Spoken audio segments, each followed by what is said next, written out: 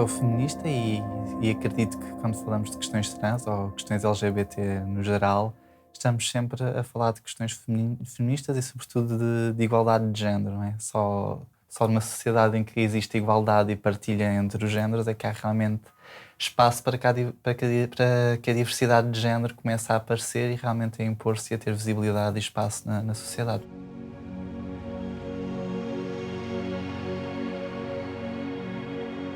A orientação sexual está relacionado com quem nós sentimos atração, por quem é que sentimos atraídos, do ponto de vista sexual e afetivo, e com quem queremos estar. Identidade de género já tem a ver com aquilo que é a nossa identidade, com o género com que nós nos identificamos. Com Pode aquilo que nós ser somos. com aquilo que nós somos, com o género, seja identificar-nos com o género feminino, masculino ou até com nenhum destes dois, sendo que o género não tem de ser binário e não tem de estar limitado a estas duas categorias. Expressão de género é um termo que vem, no fundo, completar a ideia de identidade de género, mas sobretudo para vincar que nós expressamos o nosso género de forma diversa, né? E que não há só uma forma de expressar, ou não há só duas formas de expressar de acordo com o masculino e com o feminino, mas há uma variedade de expressão que pode ser utilizada por todos nós. Vamos Creio que saber o toda a mínimo. gente sabe o que são características sexuais, mas estamos sobretudo a falar na possibilidade ou na efetividade destas características serem diversas, não é? Nós não somos só a nossa genitália, não é? Não é só as únicas características sexuais, não são só a genitália, como muitas vezes nos fazem crer. E há uma diversidade enorme e nem sempre está toda de acordo com aquilo que é o tal binómio do feminino e do masculino. Pessoas trans são todas aquelas, já explicámos o que é identidade de género, são todas aquelas a que a identidade de género não coincide com aquele que foi o sexo atribuído à nascença. Pessoas intersexo têm a ver com as tais características sexuais, são todas as pessoas em que as características sexuais de alguma forma não estão todas na conformidade com o tal binómio.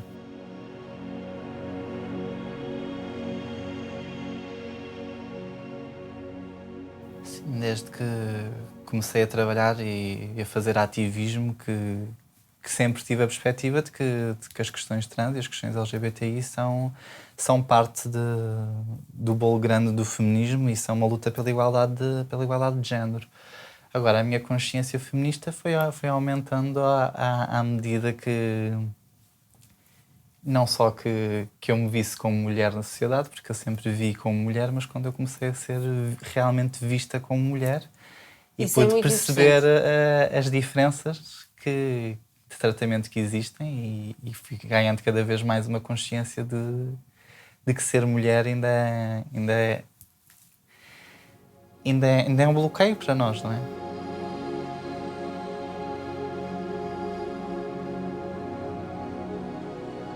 Eu não recuso a ideia de que tenha vivido como homem, porque eu nunca vivi e nunca me procurei expressar dessa forma, não é? E falámos há bocado da questão da expressão de género.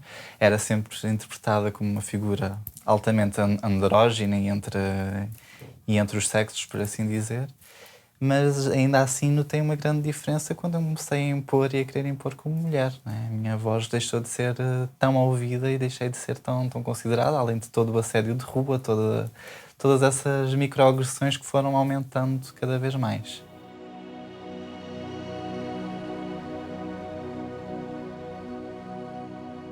Sempre me senti de alguma forma agredida toda a minha vida, não é? Desde logo em casa, quando os meus pais e a minha família estavam com expectativas de que eu me desenvolvesse enquanto rapaz e me depositavam um monte de expectativas e de ideias e de planos que não correspondiam em nada com aquilo que eu sonhava e que eu imaginava logo desde muito cedo na minha infância, e isso foi aumentando. Sofri muita discriminação durante o período escolar, não é? Sofri muito bullying. E E o medo? isso, o medo acompanhou-me sempre, como eu disse nessa entrevista, porque todas estas situações me levaram a ter medo de ser eu própria, de expressar quem eu era, de conquistar o meu espaço na sociedade sendo quem eu era.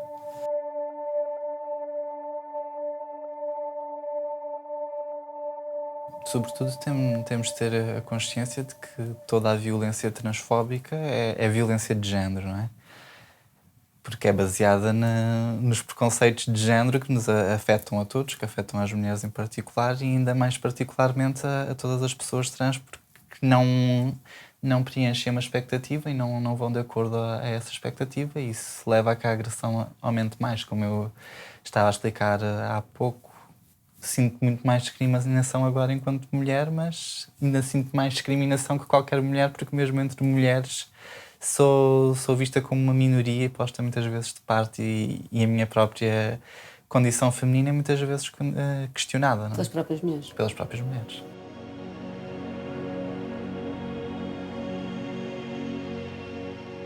Tive o apoio de vários amigos, né?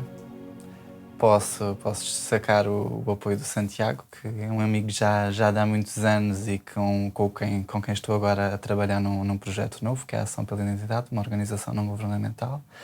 E também o apoio da minha família, sobretudo dos meus avós, que sempre me apoiaram e sempre me apoiaram em vários sentidos, não só no suporte familiar, mas também no plano financeiro, a garantir que eu... Os avós? Os avós, sim.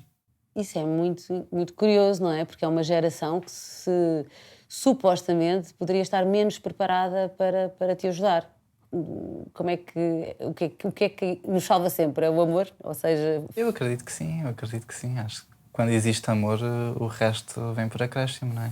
E o que é que dirias a um pai ou uma mãe de uma pessoa trans que esteja neste momento a ver esta entrevista e que não saiba muito bem, porque isso também é perfeitamente...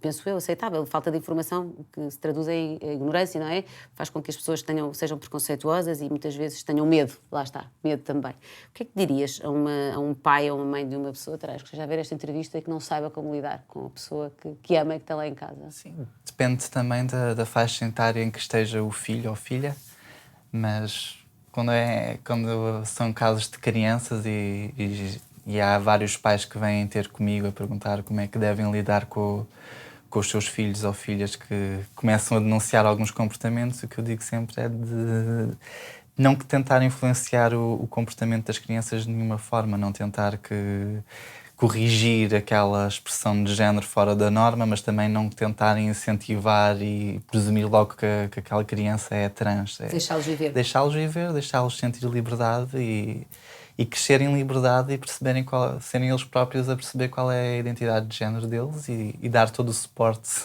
para que essa identidade de género possa ser cumprida e que o desenvolvimento seja saudável.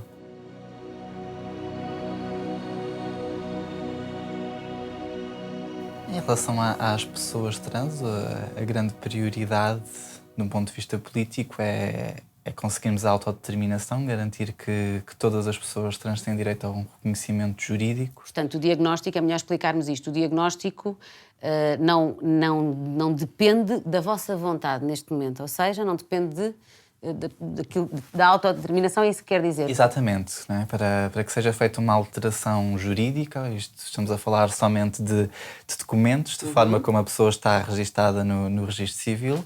As pessoas trans têm de levar um diagnóstico assinado por 2 médicos, ou por um médico e um psicólogo, aliás, e só com esse documento, que é dificílimo de conseguir. Tem que ser outras pessoas a dizer o que tu és. Exatamente. Basicamente, simplificando ao máximo é isso. Há 2 pessoas externas que vêm confirmar o género da pessoa e permitir que esse género seja reconhecido com toda a dimensão que isto depois tem na vida de cada um de nós, não é?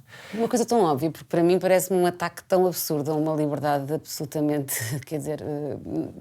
Como é que isto... Pergunto-te, como é que isto ainda não foi resolvido? Falta de vontade política? Também. Nós, em 2011, tivemos uma lei muito boa, que foi também apoiada pelo Bloco de Esquerda e ajudada a construir pelo Bloco de Esquerda, como eu falei no início, e que na altura se tentou ir de encontro a todos os standards que existiam a nível internacional. Agora, a verdade é que é muito recente que esta ideia de que realmente é possível basear a determinação do género na autonomia de cada pessoa e que cada um de nós pode decidir como é que se quer expressar e ter o seu documento conforme, e que isto não é nada mais do que um direito humano básico de cada um.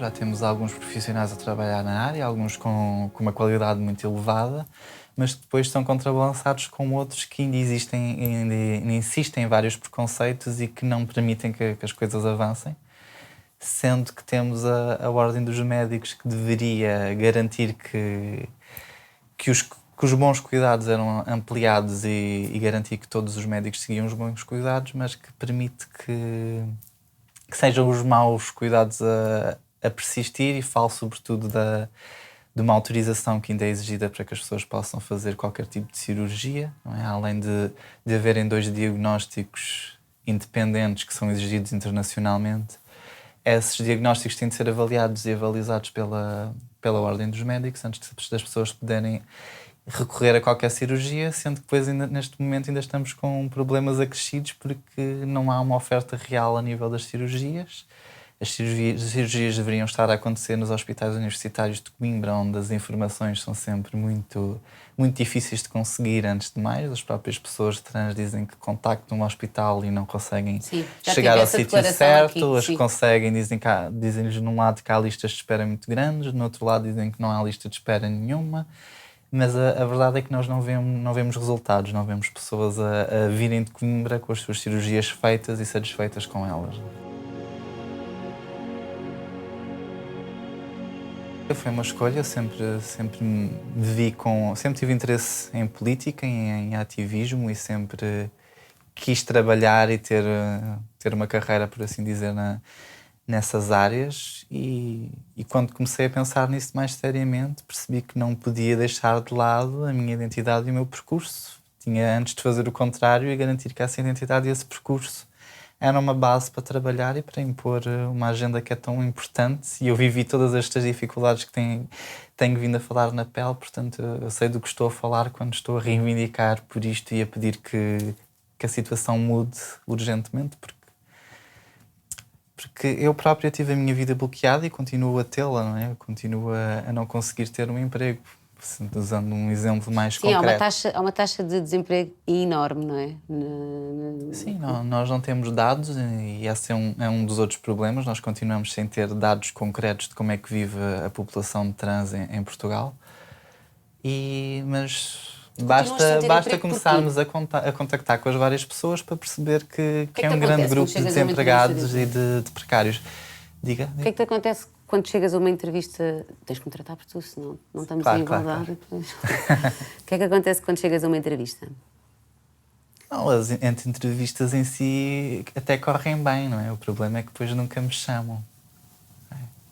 Sendo que eu tenho boas qualificações, eu sou licenciada, tenho um curso profissional, tenho frequência de várias formações, portanto, e já tive entrevistas em que percebi que era realmente a melhor hipótese para aquela posição, mas depois nunca passei uma segunda fase de entrevista.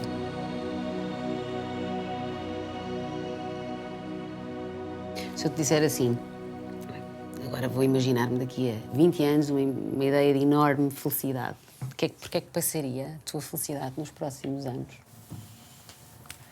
Passaria por ver este tal avanço legislativo acontecer, a autodeterminação ser uma realidade, os serviços de saúde funcionarem para as pessoas trans sem grandes dificuldades e obstáculos excessivos, e também que exista do lado das organizações não governamentais um espaço real em que as pessoas trans possam ter ajuda e apoio, e que possa haver realmente um trabalho reivindicativo que seja concreto e que trabalhe com as próprias pessoas trans. Nós estamos a tentar fundar isso com a ação pela identidade. Pode ser que corra bem e que daqui a 20 anos estejamos a comemorar 20 anos desse trabalho bem sucedido.